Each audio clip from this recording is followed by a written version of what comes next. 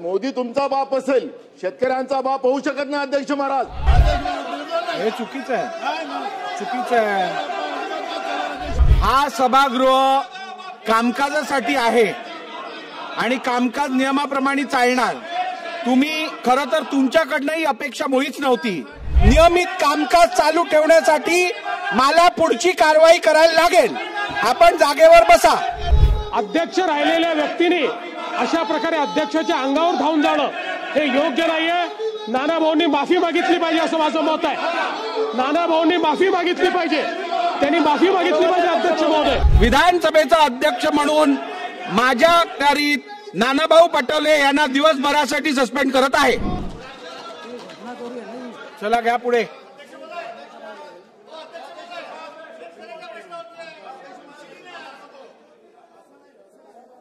कामकाज असंच चालतं नियमाप्रमाणे. तुम्ही सांगाल तसं कामकाज चालणार नाही. बोला बोला.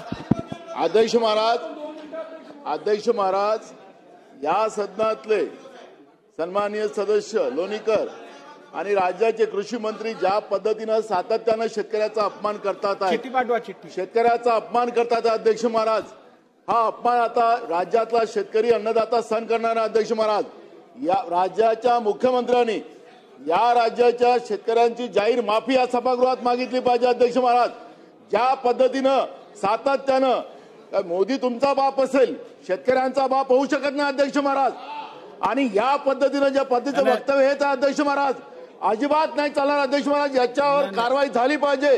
जे सन्माननीय सदस्य नानाभाऊ, तुमच्याकडनं असंसदीय भाषेचा उपयोग होणं मला काय बरोबर वाटत नाही. हे चुकीचं आहे, हे चुकीचं आहे. दिनांक 30 जून 2025 पासून काय करताय तुम्ही? काय करताय? हे काय योग्य नाही. हे काय योग्य नाही. हे योग्य नाही. हे योग्य नाही. नानाभाऊ, हे बरोबर नाही. बरोबर नाही. दिनांक 30 जून 2000. हे चुकीचं आहे, चुकीचं आहे. नाही नानाभाऊ, हा सभागृह कामकाजासाठी आहे आणि कामकाज नियमाप्रमाणे चालणार. तुम्ही खरं तर तुमच्याकडनं ही अपेक्षा मुळीच नव्हती. नाही, बसा बसा बसा. अध्यक्ष बोलायला उभे राहिले असताना असं वागणं तुम्हाला जर शोभत असेल तर मला काय म्हणायचं नाहीये पुढे. खरं तर नानाभाऊ पटोले या सभागृहाचे माजी अध्यक्ष राहिलेले आहेत. ते अध्यक्ष असताना या सभागृहात राजदंडाला स्पर्श केल्यानंतर काय कारवाई करावी या संदर्भातलं रुलिंग झालेलं. त्यामुळे नानाभाऊ, मला तुम्ही पुढची कारवाई करण्यासाठी अजून मजबूर करू नका. आपण जागेवर बसा अथवा सभागृहाचं नियमित कामकाज चालू ठेवण्यासाठी मला पुढची कारवाई करायला लागेल. आपण जागेवर बसा.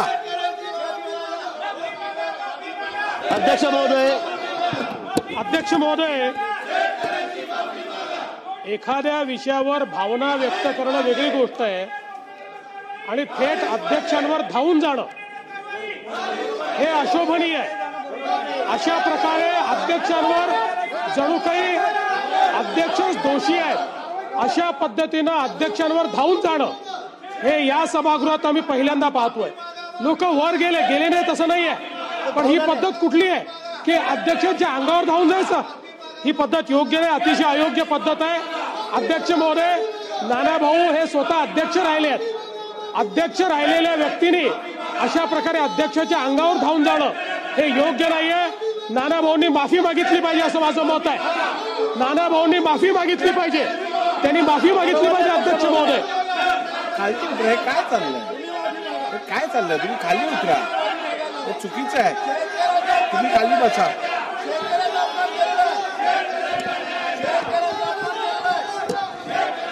सभागृहाचं कामकाज नियमित चालण्यासाठी मी विधानसभेचा अध्यक्ष म्हणून माझ्या कारीत नानाभाऊ पटोले यांना दिवसभरासाठी सस्पेंड करत आहे.